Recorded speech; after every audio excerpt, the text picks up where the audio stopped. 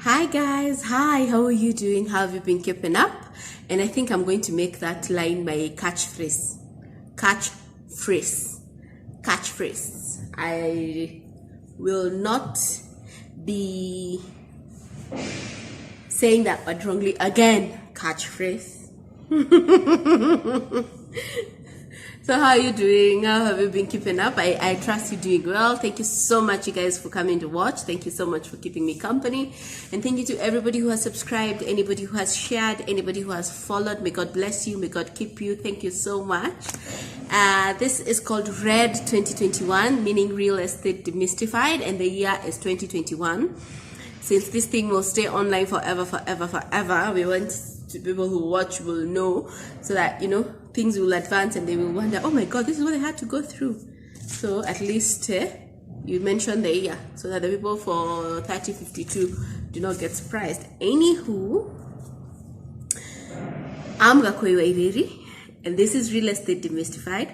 Last week I posted a video about payment plans when it comes to investing in real estate, and today we're going to discuss the other costs that come with purchasing of real estate. Today we explain why sometimes you end up paying more than was advertised. Okay, so keep it here, keep it locked, learn. Hi real estate people. I'm still looking for a catchphrase. Oh,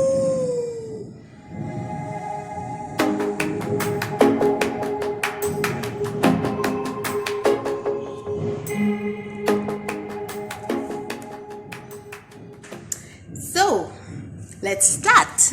I like saying that. Oh yeah, the camera is still running. So I'm still recording at Oyster Pearl in General Madenge. This is the project that we are running with. We've been running with it for a while now, but this is the last stretch. We are now finishing the project. We're about to sell it off, and we move on to the next. So I'm still recording there. There's very good spaces for recording. There's very good natural lighting. I really don't have to do much. I don't have to go anywhere. I really don't have to do much. I don't know what else to say, but this is the place. This is where I record. So I'm still here. And last week, the video I did last week was about payment plans, and we discussed payment plans, and I kind of told you a little bit about why prices are different because of payment plans, how payment plans affect price. So that's what we discussed, and I say that this week I'll be talking about the other costs that come over and above the purchase price that also you need to prepare for as you're preparing to purchase the units or the houses. So to start us off is the first payment that you will hear most people talk about. The first cost is called stamp duty. Stamp duty is a payment that is made to the authorities, to the county authorities. It is made to the Ministry of Lands. You make it to the Ministry of Lands. These amounts, by the way, in most cases are never paid to the developers or the selling agents. These are payments that you make in extra. You make to the authorities that are needed. If it is to the lands, these are payments you pay to the lands. However, you may do them through a lawyer, but these are payments that do not come directly to the developer or the selling agents. So the first one, as I had mentioned, is the stamp duty. The stamp duty is paid to the Ministry of Lands in whichever county you're in, if you're in Kenya. So if you're buying property in Nairobi, you pay in the ministry, in the county council offices of Nairobi under the Ministry of Lands. The stamp duty right now is capped at 4%. It is usually 4% of the value given to the house by the county valuer. So once the project is done and the project has they've constructed and it's ready, when it's time to hand over and these legal payments, these statutory payments are due, the county government offices in the Ministry of Lands, they will send somebody to the project. They will send a valuer. The valuer will come see the project that has been built. They will value the project. They will do a valuation of the project, and they will tell that yes, there's a 4-bedroom here that was built and it was going for 3 million Kenya shillings. So that's the value. It was going for 3 million Kenya shillings in the market, but when we value it at 2.8, or we are valuing it at 3.2. Now, once the valuer determines the value of that project or the value of that unit that you're going to buy, then 4% is put on it. 4% of that value is what you will pay as stamp duty. Okay, so you need to understand that stamp duty is actually dictated by the county council offices. It is not dictated by the developers. You can negotiate when it comes to price. You can negotiate pricing. You can negotiate payment plan, but you cannot negotiate the stamp duty. So you need to first of all be aware of where you're buying the unit, which county represents that place. Remember, I had talked about location in one of my very earliest clips. I talked about location, saying that it is important for you to know which location you're buying from, which county represents you, so that things like stamp duties are different. The stamp duty in Nairobi is 4%, but I know there are other counties where the stamp duty is 2%. So you need to know which county you're in so that you know how much the stamp duty is.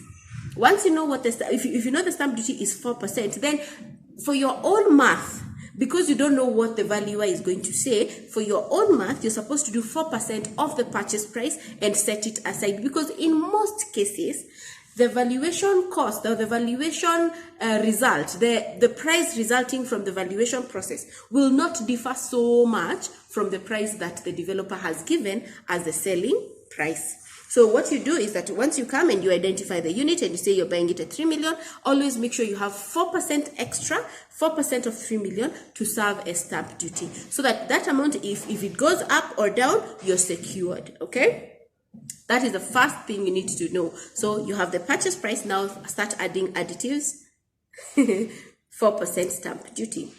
The second fee you will come across is called the legal fee. Now, legal fee is different for different developments. When you're buying when you're buying from somebody who just bought somewhere a small piece of land, made one house, and then sold it to you, you might not have a lot of protocol when it comes to legal fee, because you will just pay the lawyer who is doing the transaction a legal fee or a fee that you will agree upon, so that they can do the process of transfers for you, so that they can draft the papers for you, so that they can draft the offers for you. That is what you do when you're buying from somebody else. But now when you're buying from a developer, those two over there are watching.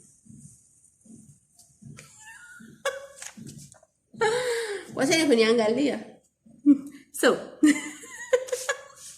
when you're buying from a developer, when you're buying from a certain development, when you're buying from somebody who is building units for sale, the legal fee process is kind of different. So the legal fee, you pay a legal fee that ranges from 0.5% onwards. I don't even want to cap it, because I have never heard of one that goes above 7%, and 7% is still too high. Most of them range between 0.5 to 3%.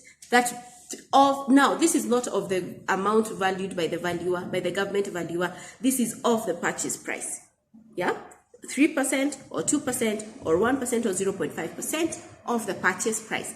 This amount you pay to the lawyers who will actually do the whole legal process for you, because this is something you cannot do for yourself. You cannot draft your own letter of offer.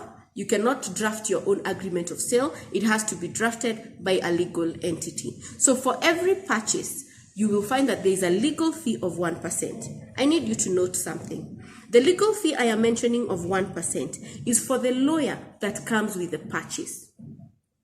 This is what I mean to say. When you go to purchase a unit or a house somewhere, expect that they will tell you our lawyers are HM&K advocates. You see, they will tell you that. Then they will tell you that there is a fee that you will pay our lawyers. These are the lawyers of the developers or the lawyers of the selling agent. You as the client will be required to pay them, their lawyer. Why are you paying their lawyer? Because if you are buying from a development on a piece of land, and that development has several units, it means that you're not the only buyer. So there are other buyers in the same property. And it means that when it comes to registration, when it comes to transfers for these units from the developer to you, you will need the original title deed for one to do the transfer. And the original title deed is one. So if you have one title deed for a 2-acre piece of land, and then you have 40 units on that 2 acres, you still have only one title deed to represent the 40 buyers. So that means that whoever is doing registration has to register for the 40. So that client A does not come and say, now it's my time to register, give me the title. They go, they register, bring back the title. Then you have client B, then you have client C, then you have client D. At some point, something may go wrong, the title may get lost, so you need one entity to represent the entire purchasing team, and they can do the registrations on your behalf.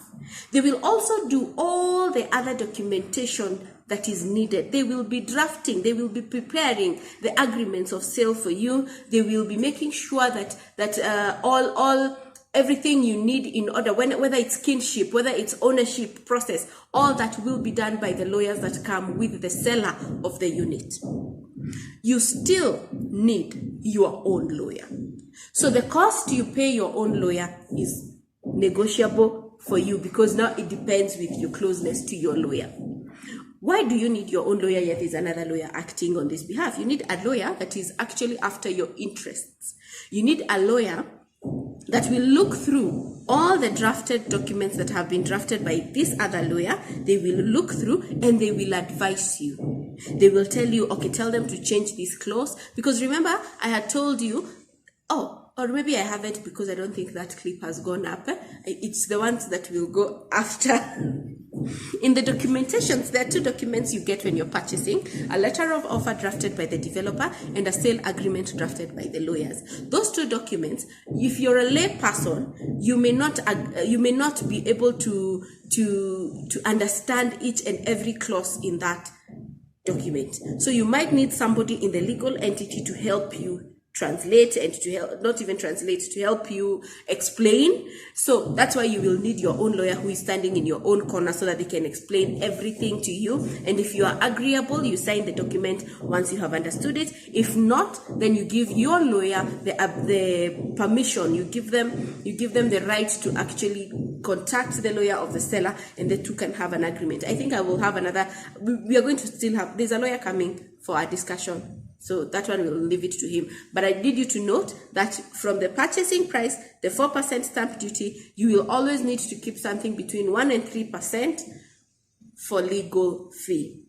And you will be required to pay the lawyer who is representing the developer, all right?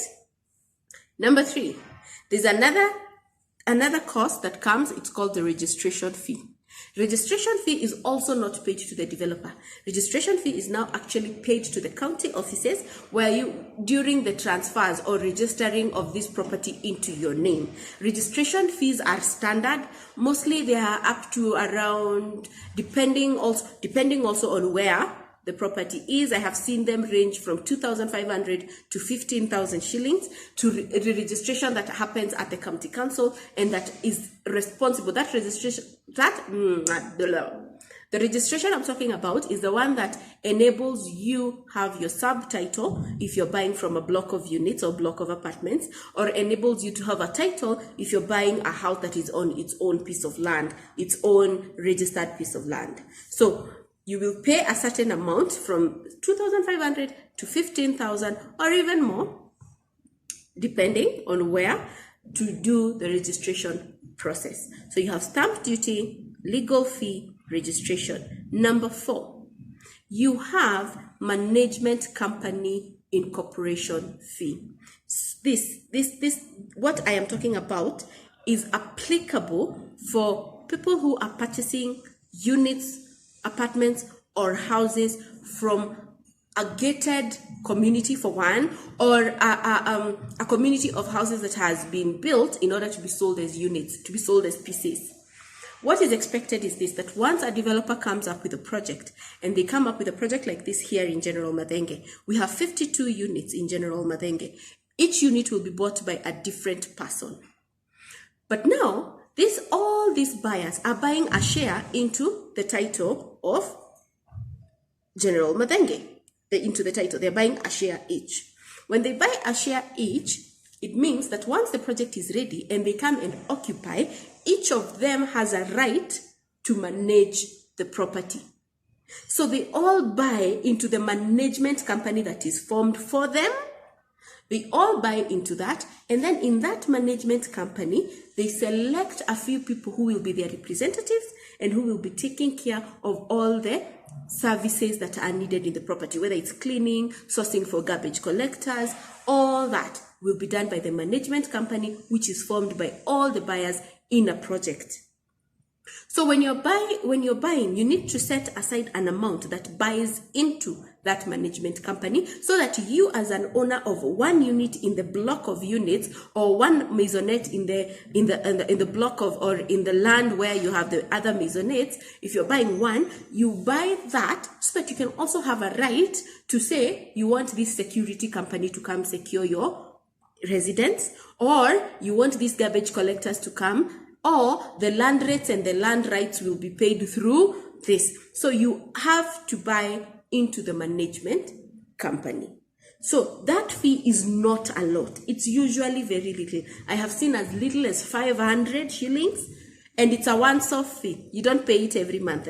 By the way, all the ones that I have mentioned are once-off. You pay them mara moja. You do not have to keep paying, even after you occupy it, you keep paying. You do not have to keep paying to be in the management company. So you need to keep at some little amount there, just so that it can cover that. So we've covered stamp duty, we've covered stamp duty, legal fee, registration fees, and the company management registration or incorporation fee. There's another one called the reversionary interest. Now, reversionary interest is if you are buying property in leasehold land.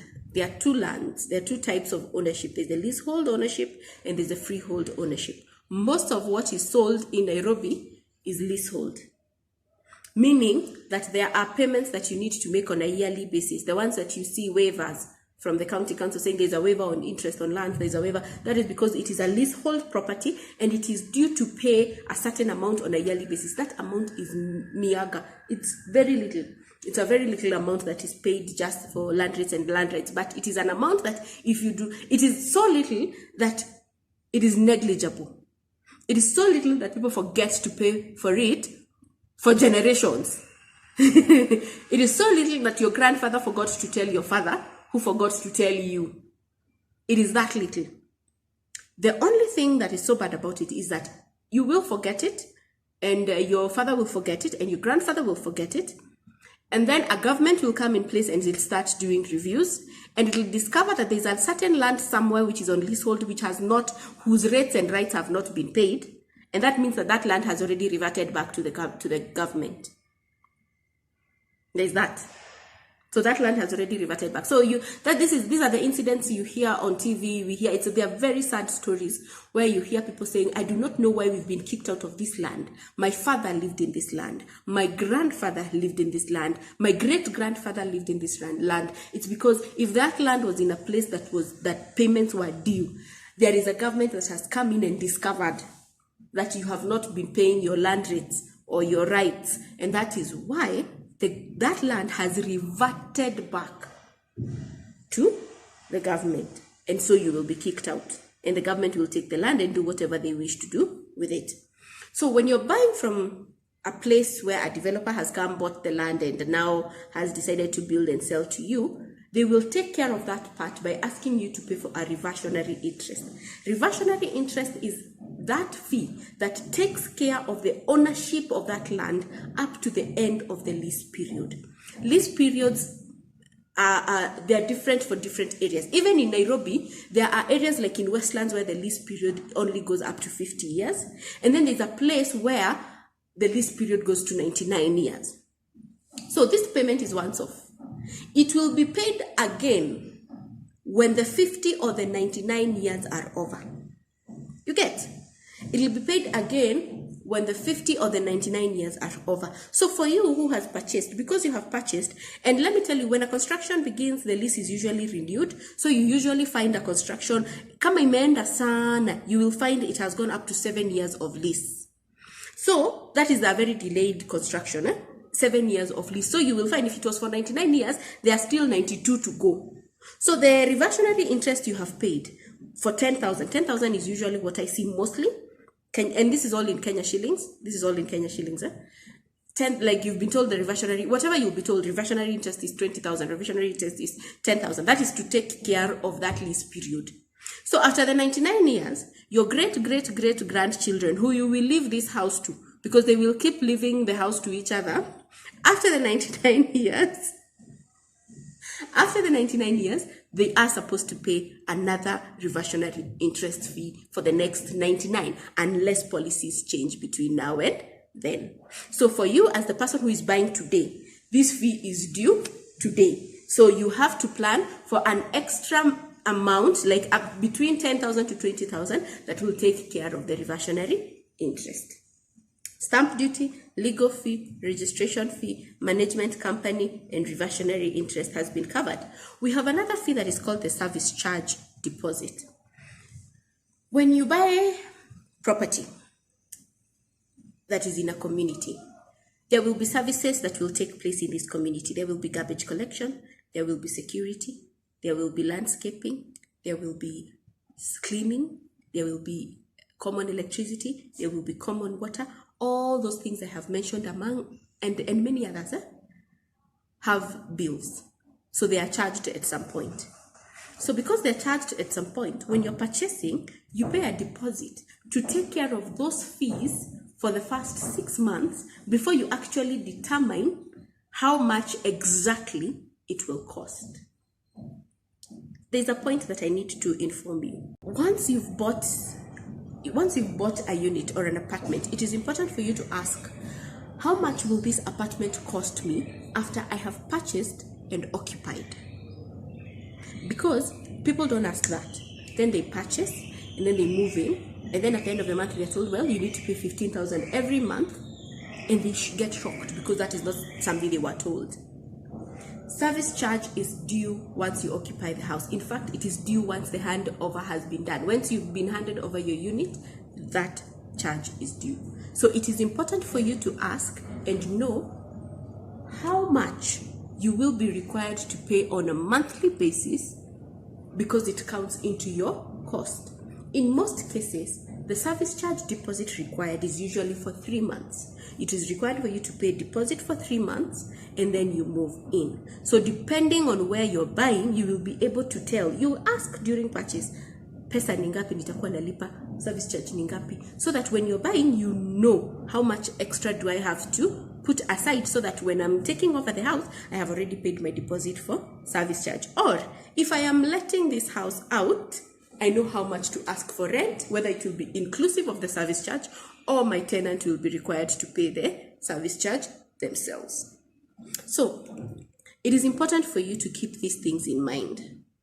You will find even in other places, you'll be asked to pay a deposit maybe for electricity and water bills. You pay a deposit so that you can have your own token. You pay a deposit so that you can have your own water meter. There is that. The amounts there are also not high.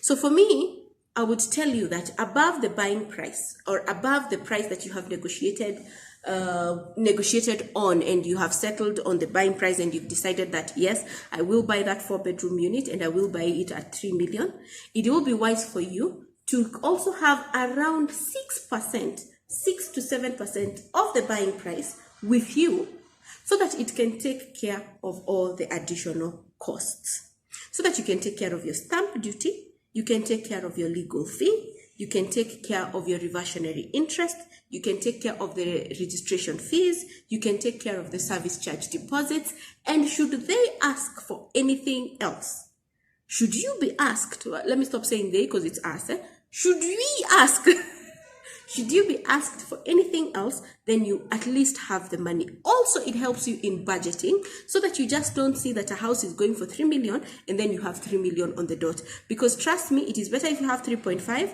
and you have 100,000 or 200,000 remaining with you. So above the price that you buy at, always make sure you have around 6 to 7% of the same buying price stored away to take care of these other costs. Are we together, class? Are we together, class? So those are the main things. As I said, I've said this before, my niche is usually with selling units that are either ongoing, off plan, or ready for occupation. That's where I am. So you will find that most of what I'm speaking about is mostly what we do when we are selling homes. This may differ. So this is my disclaimer. This may differ company to company. It may also differ if you're buying land. Yeah, it may differ. If you're buying land, then all this may be different. However, these are some of the things that make your cost, what you pay. These are some of the things that make what you pay. These are some of the things that make what you pay more than what the unit was advertised for. And it is also some of the things that you should be keen on so that you know exactly what you're getting into when you're getting into it. Okay? So, thank you, class, for concentrating. And for those who raised up their hands to ask questions, I will be with you in a minute or two. Thank you so much for reaching out. Thank you so much for following. Thank you so much for subscribing.